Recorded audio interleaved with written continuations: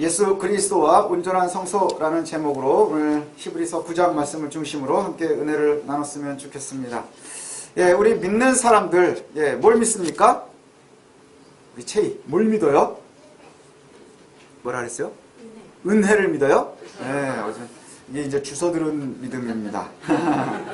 우리가 예수를 믿음으로 구원에 이르는 것이지요. 믿는 자들에게 가장 중요한 것이 뭘까요? 믿는 사람들에게 가장 중요한 것은 뭐냐? 예배입니다. 예배를 성공하는 것이 참 중요한 의미를 갖습니다. 예배가 참 중요하죠. 왜 그러냐 하면 예배는 하나님과 사람의 창조 이후에 계속해서 이루어지고 있었습니다. 형식이 달라지고 그 다음에 여러 모양이 달라지고 있었지만 이것은 한 번도 없은 적이 없었어요. 아담의 때부터 아담도 하나님을 끊임없이 만났습니다. 그렇죠? 에덴 동산에 보면 하나님과 아담의 교제가 있었어요. 그 이후에 인류가 끊어진 적이 있나요? 하나님과 사람의 관계가 끊어지는 건 죄 때문에 단절되어 있는 기간을 빼고는 끊임없이 하나님을 섬기는 사람들, 믿는 사람들은 예배에서 벗어난 적이 없어요. 예배는 하나님과 그의 백성들의 만남입니다. 그리고 그 하나님과 백성들의 관계에 대한 확인입니다. 믿는 사람들만 예배에 참여할 수 있는 거예요. 내가 예를 들면 이것이죠. 구원의 닷에 우리가 예전에 말씀드린 것처럼 예수님이 먼저 구원의 닷이 되셔서 성소에 가서 자리를 잡으시고 우리는 아직 밖에 있지만 끊임없이 그 줄을 만지면서 뭘 본다 그랬어요? 우리의 관계를 확인하는 거라 그랬어요. 그게 바로 예배입니다. 그래서 매번 지겹기도 하고 때로는 재미도 없기도 하고 피곤하기도 하지만 우리가 모여서 예배해야 하는 이유는 그 관계를 우리가 계속해서 확인하는 거예요. 내가 아직 하나님의 은혜를 구하고 있구나. 내가 아직 하나님을 바라보고 있구나. 행여와 여러 가지 의도를 가지고 예배에 참여하는 이들도 있기는 있습니다. 관계를 위해서, 만남을 위해서, 사업을 위해서. 하지만 우리 교회는 그거에 도움이 되질 않아요. 큰 교회들은 그런 게 도움이 될지 모르겠지만 그래서 우리는 그런 분들은 없을 줄로 압니다. 관계 때문에, 사업 때문에. 그렇다면 참된 예배자들은 뭐냐? 바로 하나님에 대한 믿음 때문에 나오는 이들이 참된 예배 가운데 있는 거예요. 그러면 믿는 사람들만 참여할 수 있는 것이죠. 믿음이 없이는 불가능한 거예요. 와서 앉아있고 다른 생각하고 다른 의도를 찾는 것은 예배가 아닌 거죠. 여기 앉아는 있을 수 있지만 참된 예배라는 것은 하나님과 우리의 관계고 만남이고 그것을 확인하는 거예요. 예배는 하나님과 백성 사이에 끊어진 적이 아까도 없었다 그랬죠. 모세가 있은 이후에 율법이 주어지고 그리고 나서는 굉장히 구체적인 예배의 형식은 정해졌지만 그 이전부터 끊임없이 예배는 있었어요. 말씀드린 것처럼 아담도 끊임없이 아침 저녁으로 하나님을 만났습니다. 그렇죠? 만났어요. 그래서 죄를 진 다음에도 제일 먼저 하나님을 만나는 시간에 뭐 했어요? 아담은 내가 어디 있느냐? 하나님 찾으시는 거예요. 그때 죄가 때문에 하나님 앞에 나아갈 수 없는 거예요. 그 전에 아담은 어땠어요? 끊임없이 만나서 아침 저녁으로 교제했단 말이죠. 하나님과 우리의 예배를 단절시키는 것은 죄인 거예요. 예배가 실패한다는 것도 역시 죄와 관계에 있는 거예요. 이 죄 때문에 우리가 같이 되죠. 이와 같이 돼요. 아브라함도 역시 마찬가지였어요. 아브라함도 하나님이 선택하신 다음에 어떻게 했습니까? 끊임없이 제단을 쌓았어요. 끊임없이 제단을 쌓고 하나님과의 관계에 예민했습니다. 일이 있을 때마다 무시로 제단을 쌓고 하나님의 관계를 유지했어요. 제일 처음에 예배를 실패하는 장면이 나오는데 그게 어디냐? 가인과 아벨이에요. 가인과 아벨도 역시 예배의 실패가 곧 죄와 연결이 돼요. 아브라함도 마찬가지였고 하지만 모세 이후로는 좀 구체화됩니다. 형식을 주어주시고 형식을 우리에게 주시고 의미를 주시는데 오늘 본문에도 그 이야기가 나옵니다. 율법에 주어진 모세 이후에 하나님은 아주 선명한 방법을 주셨어요. 그래서 성막이라는 걸 만들어라. 그래서 하늘의 모습을 봅니다. 모세가. 그렇죠? 어디 가서요? 산꼭대기에 올라가서 하나님을 만나면서 하나님의 성소를 바라보고 그 모형을 이 땅에 만드는 거예요. 그게 바로 성막입니다. 성막은 뭘로 되어 있나요? 큰 텐트인데 두 칸으로 되어 있습니다. 그래서 앞에 첫 번째 들어가는 칸에는 성소라고 합니다. 그래서 그 성소에는 뭐가 들어있나요? 등잔대가 있고 상이 있고 진설병이 있어요. 그래서 요때는 제사장들이 수시로 들어가서 이것을 관리하고 이것이 하나님 앞에 드려지는 예물의 모습인 거예요. 그 의미는 뭐냐? 우리가 끊임없이 하나님과의 관계를 확인할 수 있는 거예요. 그래서 아침 저녁으로 들어가서 등잔대에 그 불들을 갖다가 끊어지지 않도록 기름을 채워놓고 진설병을 갖다가 계속해서 놓고 상이 있고 뭐 이 모습들이 있어요. 매일매일 들어가는 거예요. 근데 들어갈 때마다 뭐가 보였을까요? 그 성소의 뒤에 지성소가 있어요. 지성소에는 뭐가 있느냐? 지성소와 성소 사이는 휘장으로 막혀 있어요. 아주 두꺼운 휘장으로 막혀 있습니다. 그리고 거기는 함부로 들어갈 수 없어요. 그 뒤에 뭐가 있느냐? 우리가 알고 있는 것처럼 세 가지가 있거든요. 언약의 궤가 있어요. 큰 언약의 궤가 있고요. 그 안에 세 가지가 있는데 하나님이 이스라엘과 함께 하시고 아주 강권하시는 거에 대한 세 가지 증표가 있어요. 하나는 금항아리가 있는데 거기에 뭐가 있느냐? 만나가 들어있어요. 예, 하나님께서 이스라엘이 출애굽을 했을 때 광야에서 먹고 살 수 있도록 해줬던 게 바로 만나지요. 하늘의 음식이에요. 그 다음에 또 하나는 뭐죠? 하나님의 권위에 도전을 할 때 하나님께서 선택한 사람에 대해서 증명을 했던 것, 아론의 쌍난 지팡이. 아론의 지팡이가 있었어요. 그 다음에 또 하나는 뭡니까? 하나님께서 직접 주신 법, 돌판이 있었어요. 예, 하나님께서 주신 언약의 돌판, 이것이 있었어요. 그리고 그것이 뚜껑으로 덮어놓으면 그 위에 쭉 이제 영광의 그룹들, 그러니까 우리가 보면 천사날개처럼 되어 있는 영광의 그룹, 이것이 들어있는데 여긴 들어갈 수가 없어요.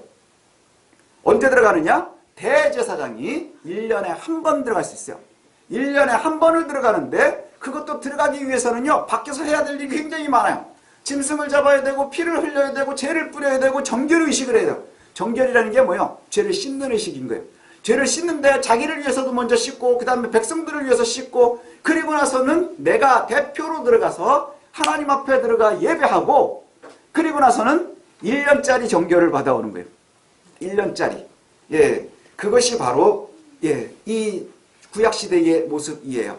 그것이 여기에 9절에 보면 이거 뭐라고 돼 있어요? 한번 보실까요? 이 장막은 현재까지의 비유다. 그러니까 지금 현재 가족이 예루살렘에도 있단 말이죠. 성전에. 그 비유가 있는 거예요. 그것은 뭘 얘기하느냐? 성소에 끊임없이 우리가 올 때마다 한계를 보는 거예요. 제사장들이 들어가가지고 진설병을 보고 그 다음에 이 초를 하고 하나님을 만날 때마다 뭘 보겠어요? 막혀있는 휘장을 보는 거예요. 그 뒤에 하나님이 계시다는데 하나님을 우리가 만날 수 있나요? 없어요. 막혀있기 때문에. 늘 들어갈 때마다 확인하는 게 뭐예요? 하나님과 우리의 사이에 단절되어 있음을 느끼는 거예요. 이 단절을 막는 게 뭐냐? 결국엔 짐승을 잡아서 그 피로 뭐 하는 거예요? 정결해진 후에나 하나님과 우리의 관계가 아직 끊어지지 않았구나 하는 것을 갖다가 보는 거예요. 그런데 그것이 진짜가 아니라 뭐냐? 여기에 나오는 것처럼 표시로, 비유로 보여지는 거예요. 9절에 보니까 이 장막은 현재까지의 비유니 이에 따라 드리는 예물과 제사는 섬기는 자를 그 양심상 온전하게 할 수 없나니. 뭐예요? 이거는 상징일 뿐이라는 거예요. 그 제사의 모습은 상징일 뿐인 거예요. 가장 중요한 건 뭐예요? 그 사람의 양심이에요. 그 사람의 마음이 정말로 하나님 앞에 바르게 서 있느냐, 그렇지 않느냐, 이것에 대해서 굉장히 관심이 있다는 것이죠. 너희가 죄인인데 어떻게 하나님 앞에 올 수 있니? 이 얘기 하시는 거예요. 너희가 죄인인데 죄를 가지고 어떻게 하나님 앞에 갈 수 있겠느냐? 죄 때문에 아담도 하나님 앞에 나아갈 수 없었어요. 가인도 하나님 앞에 나아갈 수가 없었어요. 죄가 우리를 단절시키면 우리가 하나님 앞에 나아갈 방법이 없다는 거예요. 그래서 한 번씩 우리의 죄가 해결이 된 후에나 비로소 겨우 나아가는데 그게 완전치가 않아서 하나님께서 허락해 주신 날 하루 만나는 거예요. 이건 그냥 표시일 뿐인 거예요. 그렇지만 실제로 예물과 제사로는 예배를 드리는 사람의 마음이 깨끗해지는 건 아니라는 거예요. 그냥 단지 뭐라고 되어 있느냐 하면 10절에 보니까 먹고 마시고 몸을 씻는 뭐라고요? 예식일 뿐인 거예요. 예식 자체가 우리를 구원하지 못해요. 예배의 형식이 우리를 구원하지 못해요. 예배의 형식이 우리를 깨끗하게 하지 못해요. 예배에 출석하는 것으로 우리가 구원받는 게 아니라는 거예요. 그런 것이 아니라고 하면, 이게 완전하지 않다면 그럼 어떻게 해야 되느냐? 이전 것은 그저 상징이고 모델일 뿐이면 진짜가 있겠죠. 모델이라고 하면 진짜가 있을 거예요. 우리 공룡인형 기억나십니까? 공룡인형에 공룡이 있을 거란 말이죠. 우리 눈에는 보이지 않고 확인할 수는 없지만 모델을 보면서 우리가 알고 있는 그것을 직접 보는 거예요. 그게 누구냐? 바로 예수님이라는 거예요. 그게 바로 예수님이세요.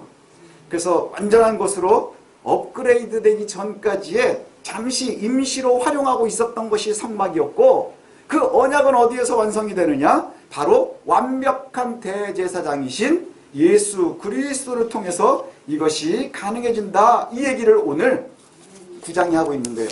히브리서 9장이 끊임없이 그 얘기를 합니다. 1절부터 9절까지는 그래서 구약의 예배의 모습, 성막을 갖다가 설명을 하고요. 그러고 나서 9절, 10절이 지나가고 11절부터 뭐라고 하느냐? 그리스도께서 대제사장으로 오셨어요. 그리고 가장 완벽하게 오셨어요. 그래서 더 이상 다른 피가 필요 없다는 것이지요. 예, 이전의 대제사장은 1년에 한 번 다른 짐승들의 피를 가지고 정결케 된 후에 지성소로 들어갈 수 있었어요. 그러나 이제 예수 그리스도께서는 완벽하신 분이기 때문에 이전의 대제사장과 같지 않아서 완벽한 대제사장이 되셔서 이제 더 이상 양의 피나 염소의 피나 소의 피가 필요하지 않고 뭘로? 자신의 피로 영원한 속죄를 이루셨다. 이렇게 표현하였어요. 영원한 속죄를 이루셨다. 그리고는 우리가 복음서에서 증명하고 있는 게 뭐예요? 예수님이 십자가에서 달려 죽으실 때 찢어진 게 있어요. 뭘까? 사랑이. 이렇게 갑자기 물어볼 줄 몰랐지. 뭘까요? 휘장이 찢어졌어요. 위에서부터 아래로 쫙 찢어졌어요. 그게 뭐예요? 하나님의 백성들이 하나님께 나올 때마다 가장 선명하게 보이는 한계예요. 하나님 앞에 나아갈 수 없는 벽. 그게 휘장인데 그것이 찢어졌어요. 쫙 위에서부터 아래로 찢어졌대요. 그게 무슨 의미일까요? 이제 길이 나온 거예요. 길이 나왔어요. 이제 언제든지 나아가고 들어갈 수 있는 거예요. 이제 예식이 중요한 것이 아니라 하나님의 은혜로 말미암아서 이제 우리가 예수 그리스도를 통해서 계속 열어제끼셨기 때문에 함께 할 수 있다는 거예요. 예, 언제든지 들어갈 수 있다는 거예요. 불완전함에도 불구하고 대제사장이 제물의 피와 제로 부정한 육체에 뿌려서 정결하고 하나님 앞에 나아가는 것도 정결했었어요. 하나님 그렇게 정해주셔서. 그렇죠? 불완전한 사람이 하는데도. 그런데 성령으로 말미암아서 흠없는 자가 스스로 자신의 피를 가지고 나아가는 것, 이것이 바로 그리스도의 구원의 은혜라는 것이지요. 예, 그것이 바로 그리스도의 은혜라는 거예요. 그리스도의 피는 양심을 죽은 사람의 죽은 행실에서 깨끗하게 하시고요. 그리고 구원의 통로가 되도록 하시는 거예요. 그게 오늘 히브리서 9장의 증명입니다. 온전한 대제사장 예수 그리스도께서 친히 지성소로 들어가셨고 양과 염소의 피가 아니라 자신의 피로 온전한 제사를 이제 완성하신 거예요. 그래서 과거에 하나님께서 보여주셨던 그 형식과 모델이 뭐의 모델이었던 거예요? 그리스도의 모델이었던 거예요. 예수 그리스도께서 들어가신 성소와 지성소는 어디예요? 예루살렘에 있는 한정되어 있는 곳이 아니라 창조 세계 안에 있는 것이 아니라 창조에서 벗어나 있는 하나님의 지성소에, 하나님의 성소에 그것에 완벽하게 만들어 놓으시고 그리고 사람들로 하여금, 우리 믿는 자들로 하여금 그곳을 경험하게 하시는 거예요. 이게 바로 예배라는 것이지요. 예, 완전한 대제사장. 그래서 우리가 예수님을 중보자라 이렇게 얘기해요. 중보자라. 우리 아까 아이들이 읽었었던 그 15절 말씀, 이로 말미암아 그는 새 언약의 중보자이니 이는 첫 언약 때에 범한 죄에서 속량하려고 죽으사 부르심을 입은 자로 하여금 영원한 기업의 약속을 얻게 하려 하심이라. 예. 완전하신 대제사장, 완벽한 중보자 예수 그리스도로 인해서 우리는 이제 막힌 휘장이 없이 하나님 앞으로 나아갈 수 있게 된 거예요. 누구를 통해서요? 중보자, 완전한 대제사장 되신 예수 그리스도를 통해서 우리가 예배하듯 언제든지 어떤 곳에서든지 이제 막혀있지 않기 때문에 영원한 죄의 해결이 있기 때문에 이제 장소에 구애되지 않아요. 그래서 여기만 하나님 계시는 거 아니죠? 제주도에도 계시고 아프리카에도 계시고 그래서 지금 최인혁 선교사님도 끊임없이 사역하고 계시고 우리가 처해져 있는 곳에서 끊임없이 예배하고요. 주일뿐만이 아니라 우리의 삶이 하나님과의 관계에서 예배의 삶이 되어져야 한다는 것이지요. 예, 이것이 바로 복음입니다. 이전까지의 불완전한 것이 아니라 예수 그리스도의 보혈로 말미암아 우리가 구원에 이르는 것. 근데 한 가지를 좀 더 살펴봐야 될 필요가 있어요. 사람들이 가끔 물어봐요. 예수가 도대체 그냥 죽을 필요가 뭐가 있어요? 예수님이 하나님이시고 창조에도 관여하셨고 그러면 그냥 당신이 죽지 않고 그죠? 죽지 않고 그냥 다 사하노라. 멋지잖아요. 그게 더 멋있지 않나요? 처절하게 십자가에서 죽는 것보다 사하노라. 우리는 이게 더 있어 보이지 않나요? 예, 권위가 있어 보여요. 예, 대제사장인 예수께서 굳이 직접 죽으셔야 되는 이유가 뭐냐 하는 거예요. 그 이유를 우리가 살필 수 있어요. 예, 16절에 보니까 이렇게 얘기를 합니다. 자, 16절에 보니까 유언하는 자가 죽어야 되나니. 유언은 언제 하는 거예요? 죽기 전에 하는 거죠. 예, 저도 지금 유언을 할 수 있고요. 뭐 다 할 수 있어요, 유언은. 예, 근데 그 유언은 아무나 하지만 효력은 언제 발생해요? 죽어야 발생하는 거예요. 죽어야 발생하는 거예요. 그래서 여기도 나오는 게 유언은 유언한 자가 죽어야 되나니. 그 유언은 사람이 죽은 후에나 효력이 발생한다 이렇게 되어 있죠. 이 유언이라고 하는 단어가 예, 헬라어로 디아데케라는 단어예요. 디아데케. 예, 디아데케라는 단어인데 이 단어가 갑자기 툭 튀어나온 것 같지 않아요? 우리가 쭉 1장부터 읽어보면 언약 얘기를 하다가 갑자기 유언은 사람이 죽어야 되는 거다 이러고 나오죠. 이 얘기가 왜 그러느냐? 우리가 앞서 살폈었던 가장 많이 살핀 단어하고 같은 단어예요. 디아데케가 두 가지의 의미를 갖습니다. 두 가지의 뜻을 갖는데 하나는 유언이고요. 하나는 언약이에요. 옛 언약, 새 언약 할 때 그 언약, 그게 디아데케예요. 그래서 헬라어 성경으로 보면요. 앞에 나오고 있는 언약도 디아데케고요. 그 다음에 갑자기 툭 튀어나오는 유언도 디아데케예요. 예, 이 얘기는 뭐냐 하면 우리가 한 가지 단어에서 두 가지 의미를 갖는 것들 있지요. 한 가지 단어에서 두 가지 의미를 갖는 것. 이거는 언약은 반드시 뭐와 함께 하는 거예요? 피와 함께 하는 거예요. 언약이 예수 그리스도의 완벽한 언약은 유언과 같다는 거예요. 그가 스스로 죽으심으로 말미암아 이것이 이루어진다 하는 것이지요. 그리스도는 새 언약의 중보가 되시고 그 언약을 위해서 스스로 피 흘려 죽으셨어요. 죽으심으로 인해서 뭐가 이제 효력이 발생하는 거예요?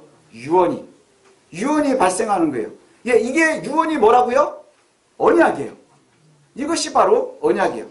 하나님과 피조물 인간들 사이에 하나님께서 주신 언약이 있는데 이 언약이 피와 함께하는 거예요.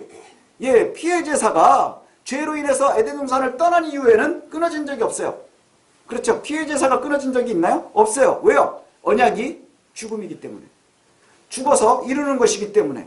그래서 아브라함의 언약이 굉장히 유명한 장면이거든요. 하나님과 아브라함이 언약을 맺을 때 어떻게 해요? 짐승을 반으로 쪼개고 쫙 갈라놓고 거기를 왔다 갔다 한단 말이죠. 그게 고대 근동에서 제사를 하고 언약을 맺을 때의 방법이에요. 그게 무슨 얘기냐 하면 너와 내가 언약을 맺었어요. A와 B가 언약을 맺었어요. 그리고 짐승을 쪼개놓고 양쪽으로 갈라놓은 다음에 그 뒤를 손을 잡고 같이 지나가요.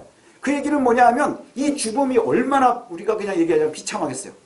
그죠? 예, 짐승을 반으로 딱 쪼개놓고 이렇게 벌려놓은 거예요. 그 사이를 지나가요. 지나가는데 거기를 지나가면 그 의미가 뭐냐? 손을 잡고 지나가면 내가 이 언약을 깨면 뭐 하는 거예요? 이 짐승과 같이 된다는 거예요. 이 언약이라는 것은 곧 죽음과 마찬가지인 거예요. 근데 아브라함과 하나님께서 언약을 맺으실 때요. 희한한 장면이 나옵니다. 둘이 손잡고 지나가는 게 아니라 창세기에 보면 뭐라고 나오느냐 하면 아브라함은 안 지나가고요. 하나님의 영이 그 짐승 사이로 지나가요. 왜 그럴까요? 사람은 하나님의 언약을 지킬 방법이 없는 거예요. 우리는 그걸 못하지만 성령께서 지나가시는 거예요. 언약의 시작이 거기서부터 되는 거예요. 너희들이 죄 때문에 떠나가고 나와의 언약을 깨니? 그러면 내가 그 언약을 지켜내는 거예요. 그 언약을 끝까지 지켜내는 거예요. 이게 바로 언약과 유언의 의미인 거예요. 언약과 유언의 의미인 거예요. 그래서 짐승들의 죽이는 첫 번째 언약은 완전하지 못해서 끊임없이 죽어야 됐어요. 그러나 예수 그리스도께서 죽으신 이것, 예, 그때부터는 짐승의 피가 필요 없는 거예요. 그리고 단번에 완성이 되었기 때문에 주님께서 끊임없이 계속 고난을 당하실 필요도 없는 것이죠. 사람들이 오해하는 것이 뭐냐? 예수 믿는 사람들이 참 뻔뻔하다 그러거든요. 왜냐하면 예수 믿음으로 인해서 우리가 구원에 이르는 거예요. 우리의 과거의 죄와 현재의 죄와 미래의 죄까지도 하나님께서 예수 그리스도께서 십자가에서 대속하셨다. 이걸 우리가 의미를 잘 이해를 못하면 나는 계속 죄를 지면서 내가 지금 죄 짓고 또 예수님께서 용서하실 거야. 그게 아니라는 거예요. 그게 아니라는 거예요. 시간과 공간을 초월하시는 예수 그리스도께서 우리의 구원을 완성하셨다는 의미예요. 우리의 구원을 완성하기 위해서는 우리의 미래의 죄도 주님께서 단번에 해결하시는 거예요. 우리가 죄질 때마다 고난당하시는 것이 아니라 그 예수 그리스도의 피의 효력이 모든 것을 완성하셨다는 거예요. 왜요? 완벽한 대제사장이시기 때문에. 그래서 나오는 이야기가 마지막에 결론입니다. 오늘은 조금 빨리 결론이 나올 수 있는데 뭐냐? 여기 27절 우리가 많이 읽어보고 들어본 절일 것 같거든요. 27절을 한번 다 같이 읽어볼까요? 27절 읽겠습니다. 시작. 한 번 죽는 것은 사람에게 정해진 것이요 그 후에는 심판이 있느니라. 뭐라고요? 한 번 죽는 것은 사람에게 정해진 것이래요. 그죠? 죽음은 다 정해져 있어요. 그 후에는 심판이 있습니다. 그 죽음이라는 의미가 뭘까요? 죽음은 언약과 관계가 있죠. 언약, 그 다음에 유언, 죽음, 이것은 다 같은 거예요. 모든 사람들이요 하나님의 언약 앞에 서야 되는 거예요. 그 언약 앞에 서야 되는 순간이 언젠가요? 첫 번째의 죽음. 누구도 피해갈 수 없는. 진시황은 이걸 피하고 싶었대요. 그래서 인삼을 겁나게 먹었다는 거 아니에요. 영지라는 말도 있고. 그걸로는 우리가 영생에 들어갈 수 없어요. 제가 우리 아버지한테 제주도에 처음으로 어렸을 때 이렇게 갔다가 영지가루라 그래가지고 그걸 사다 드린 적이 있거든요. 영생은커녕 설사하셔가지고 욕을 얼마나 먹었는지 몰라요. 그거 드시고는 설사를 하시면서 어디서 톱밥 같은 걸 사왔다고 막 그래가지고 얼마나 혼났었는지 몰라요. 나는 가지고 간 용돈 다 털어가지고 사가지고 왔는데 지금도 생각하면 속은 것 같기도 하고 뭐 하여튼간에 그런데 사람들은 죄에 대해 속성이에요. 세상의 모든 피조물은 죽음을 피할 수 없어요. 그 죽음이라는 것은 단순하게 우리가 이 세상에서의 생명이 끝나는 것으로만 끝나는 게 아니라 그것만을 의미하는 게 아니라 뭐라고요? 언약의 완성이에요. 유언의 시작이에요. 그리고 우리의 심판의 시작이에요. 심판이라는 것이 뭐예요? 벌을 주는 게 아니라 판단되는 거예요. 판단. 뭘 판단해요? 우리가 온전한 믿음을 갖고 있느냐. 예수 그리스도를 믿음으로 네가 하나님의 성수의 예배의 성공자로 있느냐. 네가 하나님의 백성으로 있느냐 하는 것이지요. 우리가 한 번 죽는 것은 정한 것입니다. 우리 몸이 불편하신 어르신들은 아이고 내가 빨리 죽어야 돼. 자꾸 그런 얘기를 하세요. 그런 얘기 자꾸 하지 마세요. 때가 돼야 죽는 거예요.